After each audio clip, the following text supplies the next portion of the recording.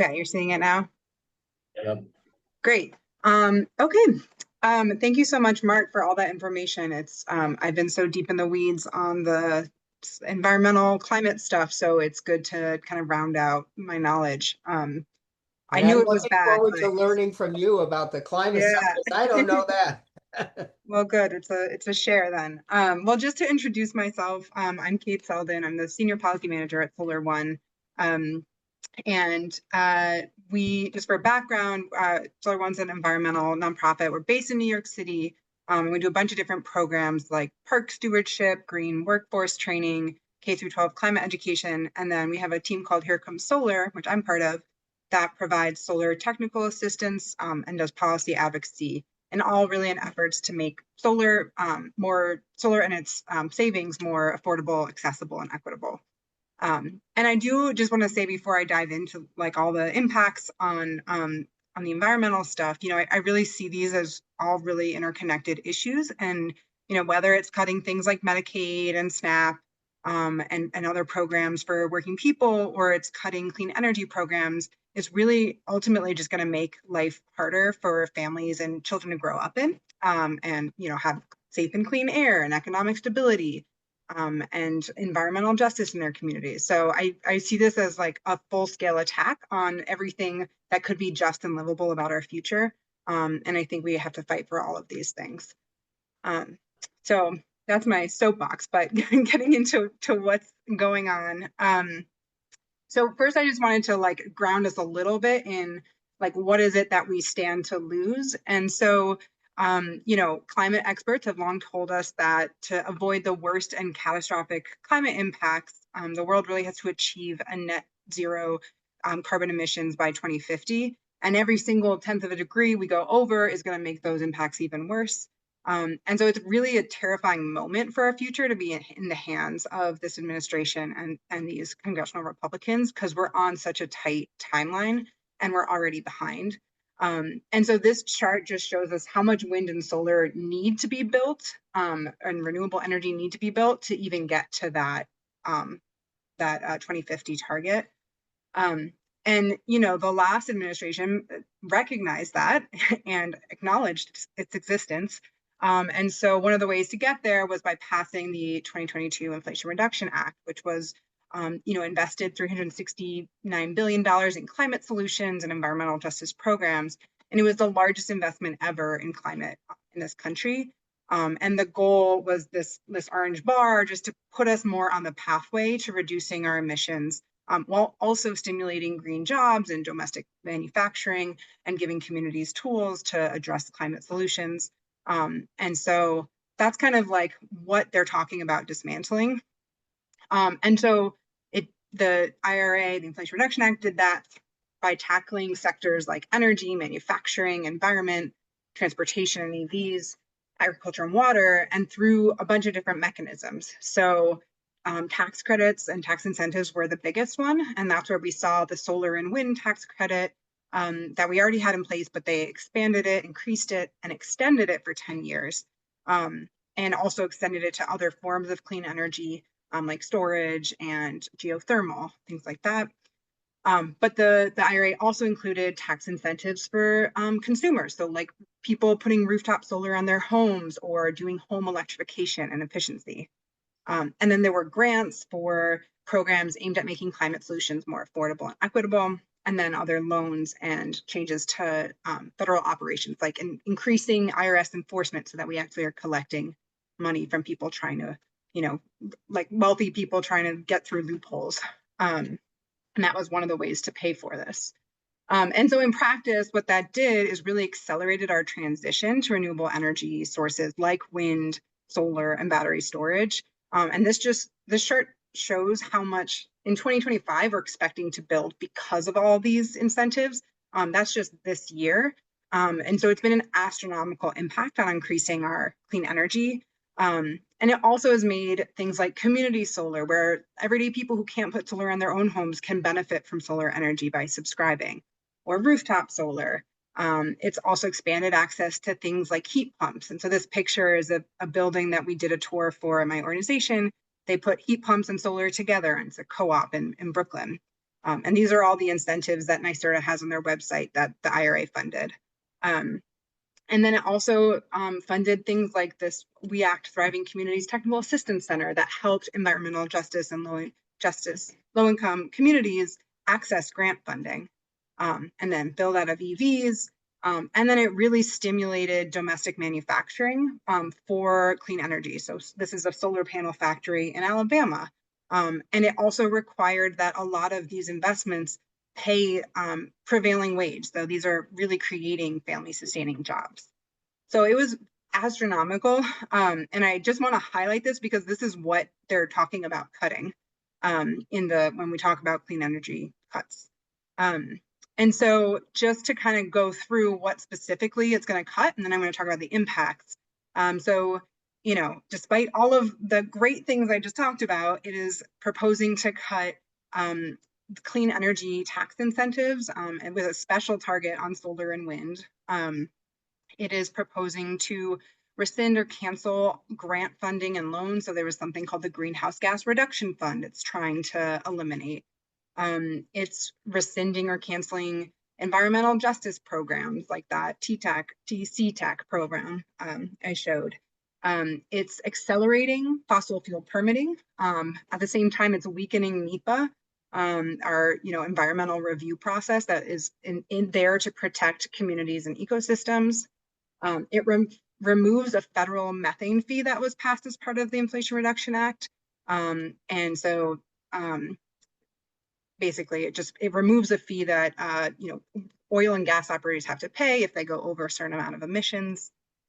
It repeals a vehicle emissions standard that's really helped drive down emissions from trucks and cars, and a ton of other things. And this is a very sweeping, the biggest climate investment ever, and so there's a lot more that it undoes.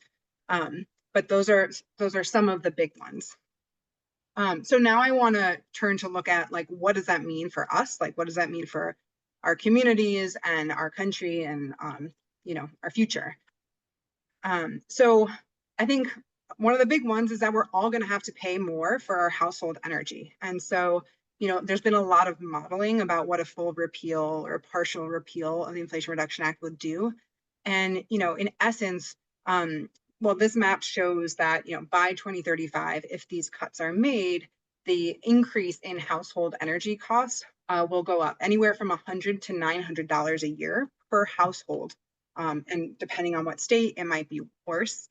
And that's because cutting tax credits for clean energy technologies like wind and solar makes them much more expensive and less plentiful.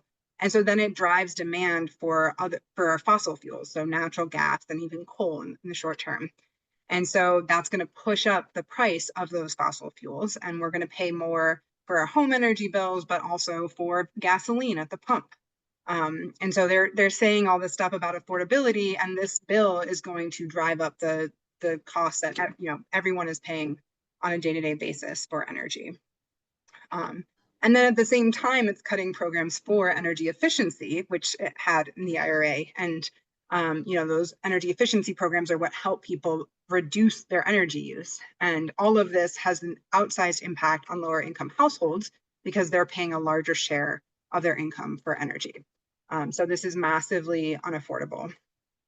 And then it's obviously going to put more air pollution in communities because it's eliminating climate regulations and the things like the methane fee. And so it's going to increase pollution from power plants and vehicles.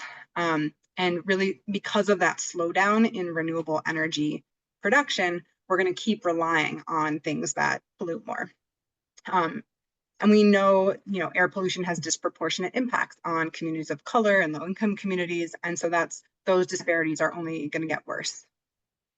And at the same time, one more thing it does is it allows for sponsors, like developers of oil and gas who are building projects to basically pay a fee to get out of and sidestep our environmental review process, NEPA. Which is just extremely corrupt. And so another impact is more climate change disasters. I probably don't need to tell you all, how that might look.